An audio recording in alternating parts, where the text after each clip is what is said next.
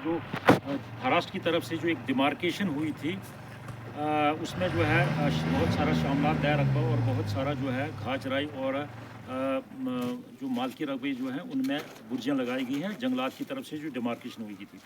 इस सिलसिले में हम आज पहुँचे हैं लोहाई में और जानना चाहेंगे कि इनकी परेशानी जो है। आप अपना नाम बताएंगे? मेरा नाम मोहम्मद हफीज़। अभी साहब, जब हम बात करेंगे डिमार्केशन की, कहाँ तक जो लोहाई है वो कहाँ की किन किन जगहों में जो गलत डिमार्केशन हुई जो आप दोबारा रीडिमार्केशन चाहते हैं?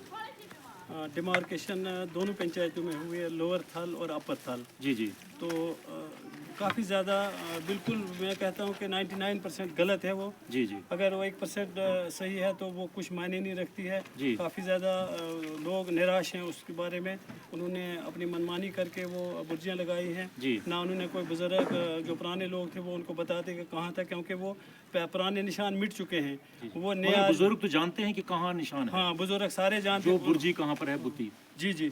तो उन्होंने उनको बिल्कुल कंसल्ट नहीं किया। वो अकेले आए, एक दो आदमी, और बुर्जियाँ लगा के चले गए। उन्होंने हमने काफ़ी ज़्यादा कहा उनको और कि लोगों को पता है कि कहाँ का बुर्जी है, उनको बुलाओ और ये करो पूछ के। मगर उन्होंने काफ़ी ज़्यादा 30-30 40-40 कनाल रकबा, जो कुछ मलकियत था, कुछ रेवेन्यू लैंड था, कुछ स्टेट लैंड था, तो कुछ घास चराई थी लोगों को जहाँ वो माल चराते थे, वो सारा उन्होंने जंगलात में अपने कन्वर्ट करके उन्होंने निशान लगा के चले गए वो। तो लोग काफ़ी नाराज़ हैं दोनों पंचायतों के, लोअर थल और अपर थल के। तो मैं अच्छा भट्ट साहब, जब हम बात करेंगे तो जो मल्हार में भी एक डिमार्केशन के दौरान जो है, अब बड़ी जगहों ने गलती भी की है और मल्हार में बहुत बड़ी गलती की थी, जो 180 से ज़्यादा मालकी रकबा जो है वो जंगलात में ले लिया था। आप उसके बारे में? जी जी जी हाँ। तो वो मुझे पता है, वो पिछले साल वो 180 कनाल से प्लस एरिया था, रकबा था। तो वो उन्होंने मलकियत था वो मल्हार पंचायत ने उस पर एक्शन लिया था। और फिर वो रीडिमार्केशन करने के बाद वो सारा सही गलत पाया गया। तो फिर उन्होंने बुर्जियाँ अपनी हटा दी वहाँ से। तो वो मलकियत रकबा फिर उन्हें वापस देना पड़ा।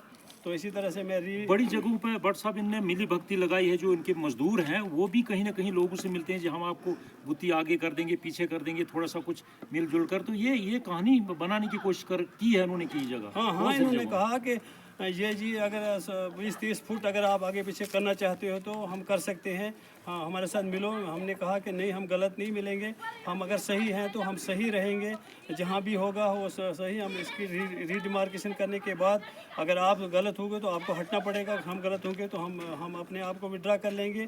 हमने ऐसा नहीं किया। हमें पूरा यकीन है, जो हमारे साथ पुराने लोग हैं, बुज़ुर्ग लोग हैं, और हमें भी पता है कि ये बुर्जियाँ, मेरी भी 60 साल उम्र है, 55 साल मैं भी खबर रखता हूँ कि उन्होंने बिल्कुल गलत किया है। वो एक भी सही बुर्जी उनकी नहीं है। जब भट्ट साहब हम देखते हैं कि इनने जो स्टार्टिंग से जो है किसी बुजुर्ग को अगर उठाया होता और वो बुर्जी जो है मेन बुत्ती जो है वहाँ से अगर चले तो इनकी डिमार्केशन सही हो सकती थी।